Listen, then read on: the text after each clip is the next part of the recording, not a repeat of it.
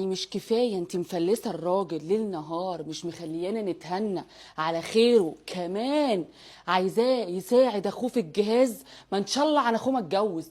ده ايه ده؟ اكيد دي مش انا، دي حكاية معانا. بصوا، ما وعدكمش ان انا لما احكي المرة دي اكون حيادية، رغم اني نفسي ابقى حيادية، بس نفسي اجيب صاحبة القصة من شعرها. بصي، انا متعاطفه معاكي في حاجات، بس انتي مش هقول لكم هاتوا فشاركم معاكم، هاتوا شباشبكم معاكم. بتقولي ان هي متجوزه بقالها سنين كتيره، وجوزها الحمد لله متيسر ماديا جدا، ووارث كتير من ابوه الله يرحمه.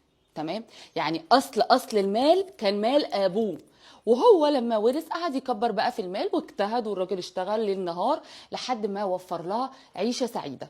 وهي ما بداتش معاه من الصفر، بل بالعكس دي قعدت حتى ترجع على رجله، وكل اللي طلبته منه وقت الجواز من كام سنه اخدته، وعليه حبه كمان زياده. القصه المره دي مختلفه علشان انا سمعت من الطرفين مش من طرف واحد. تمام، يعني المره دي لازم نحكم بالعدل، رغم اني برضو مغلطاه في حاجات كتير قوي، بس الغلط الاكبر عندك.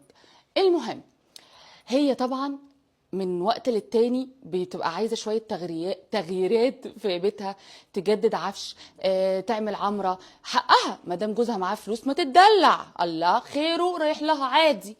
بس اللي مش عادي بقى ان هو لما يدي لاي حد من اخواته جنيه تقف له. لا مش بس كده، لما يدي بالذات لامه، يعني امه بتبقى طالبه مثلا حاجات في وقت ما هي مثلا بتعمل عمره في بيتها، ف امه ما بتستناش هي مراته تخلص العمره عشان بتطلب في وقتها. فده بيبقى لود شويه على الراجل، فالراجل بيجي على مراته شويه يقول لها معلش مثلا هنقلل البند ده شويه علشان خاطر جزء منه هيروح لامي. تقف تقول له امك لا. في حد يقول كده؟ في حد يقول امك لا؟ مش عيب؟ مش تربينا على انه لا؟ نقول لماما لا لا؟ مش تربينا على كده؟ مهم ان وقت ما هو بيقلل البند ده مش بينهيه، هو بيقلله. هي بتعمل مشكله كبيره في البيت، وامك لا، وامك عايزه تعمل ده عشان تكدني، امك عايزه تعمل ده عشان ما تخلينيش اخد اللي انا عايزاه، امك قاصده تطلب في الوقت ده عشان كذا كذا كذا. وبتفترض سوء النيه، رغم اني ماشي معاكي ان مثلا ممكن تكون امه فعلا بتعمل ده وقت من اللي انت بتعملي فيه حاجه انت عايزاها، ممكن يكون غيظا فيكي لان انت مش كويسه معاها، وممكن تكون هي طبعها كده اصلا وليا كياده، جايز الله اعلم، انا ما اعرفش امه. تمام، بس اللي عرفته منه كمان عامله مشاكل مع امه واخواته. وحتى يعني لما بيجي الاعياد او رمضان في لمه، انت بترفضي ان عيالك يتلموا في اللمه دي، فانت كده بتقطعي صله الرحم. انا سالتها سؤال مباشر: هل حصل موقف مع امه ضايقك، حسسك بالاهانه الكبيره مثلا، وهو ده بناء عليه بنيتي تصرفاتك معاها؟ قالت لي لا، هي من وقت للتاني ليها حركات كده مش كويسه، وهي بصراحة مش من الستات اللي بتحب تخرب البيوت، يعني هي من الستات اللي بتحب ان انا وجوزي نبقى كويسين مع بعض. ودي على فكرة ميزة كبيرة قوي، اقسم بالله ما هتعرفي تقدريها، ما بتتقدرش. دي حاجة كده في، بصي، في اللي هلا هلا هلا هو هو هو هو الست اللي بتحافظ على بيت عيالها، بالذات الولاد الشباب، مش بكلمك بقى على البنت، كده كده ام البنت بتحاول تحافظ على بيت بنتها، لكلمك ام الراجل لما بتحاول تحافظ على بيته، صدقيني دي ميزة كبيرة قوي مش هتلاقيها. طيب، ليها حركات، كل الستات ليها حركات، ما بالك بقى الست وحماتك مش هيبقى ليها حركات؟ ليها حركات وتشنجات وحبشتكنات، دي ليها كل الحاجات. لمي مدور، لمي الموضوع، لمي الموضوع. حسيتي ان هي جايه عليه في حاجه، لمي انت نفسك، خصوصا انه مش بيقولك لا، يعني الموضوع مش مستدعي ان انت تعملي حوار من ما فيش حوار. خلاص تعالي على نفسك شويه عشان خاطر يراضي امه في حته وخلصنا.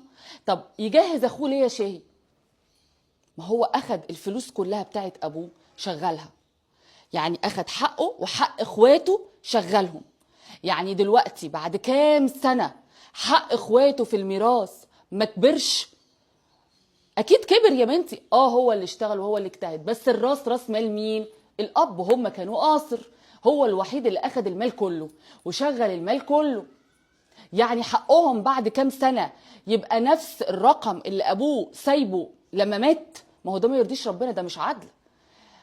ياخد هو نسبة الإدارة يعني الشغل اللي هو اشتغله، ويديلهم نسبة الأرباح، حق ربنا. لكن هو كده ما يعتبرش جهز أخوه. اللي جهز أخوه فلوس أبوهم، مش هو. هو كان سبب في رأس مال إنه يكبر فقط فقط، لكن المال الحقيقي ده ورث. فهو كده ما جهزت أخوه، هو ساهم في ان الراس مال تكبر، سواء اخوه كان هيتجوز او لا، سواء كان عنده اخ او لا، هو كده كده كان شغال وكان هيكبر الشغل. فباخواته من غير اخواته هو كان هيبقى يعني كده، كان هيهملك وهيفضل شغال للنهار. يعني هو ما عملش ده تضحيه عشان خاطر اخواته، عشان تبقي فاهمه. هما الرجاله لما بيتسحلوا في حاجه ما بتشوفيش وشهم. واسالي اهو كومنتات يا رجاله، ها اشهدوا شهاده حق. مش لما بتتسحلوا في الشغل مش بيهمكم بقى انتوا بتتسحلوا عشان خاطر ايه؟ انتوا اهم حاجه عندكم تحققوا اللي انتوا عايزينه، اهدافكم. مفيش راجل بيعمل ده علشان خاطر اخواته ولا عشان خاطر مراته، ولا هو بيبقى طموح، دي شخصيته، شخص طموح. وانت يا بابا مش معقول كل كلمه مراتك تقولها تروح تقولها لامك ولاخواتك. ما انت اللي بتعمل العداوه. بعد كده لما هي بتاخد العيال وبتروح لهم بيعاملوها من تحت ضرسهم بسبب الكلام اللي انت نقلته.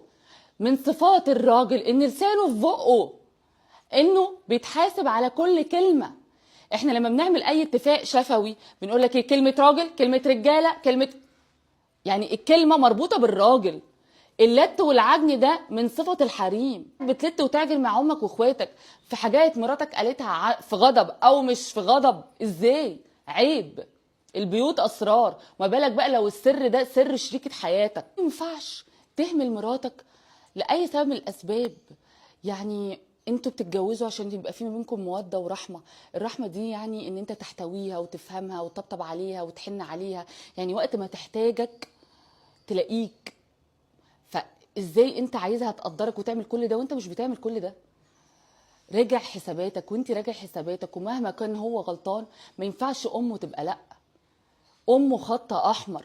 ما فيش راجل هيسمح ان انت تتعدي على امه غير لو هو ما كانش راجل او مريض نفسي. الرحم مهما حصل ما ينفعش تقطعيها. يعني ايه عيالك ما يروحوش هناك؟ يعني ايه عيالك ما يبقوش يعني موجودين في الساحه مع عيال عمهم وعماتهم ايه ده؟ معاكوا 24 ساعه من ساعه ما انزل الفيديو ده. لو ما تلمتوش ورجعتوا البيت وعيالكم في حضنكم كده، انا والناس اللي هنا رباطيه هنيجي نشيل عفش البيت اللي انتوا لسه شاريينه وهنهد العمر اللي انتوا لسه عاملينها. ارتحتوا؟